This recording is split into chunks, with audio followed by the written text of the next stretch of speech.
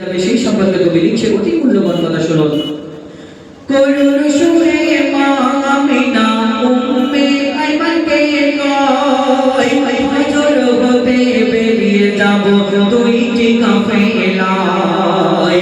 করুণ সুরে মা আমিনা উম্মে আইমানকে কয় ফজর হতে বেরিয়ে যাব দুইটি কাফেলায়।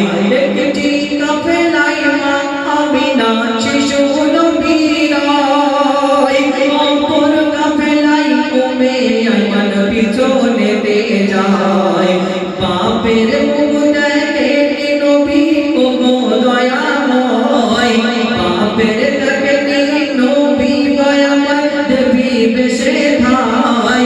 বুক ভরা ব্যথা কষ্ট নিয়ে মায়ের কাছে যায়, বুক ভরা ব্যথা কষ্ট নিয়ে আম্মাকে জানায়।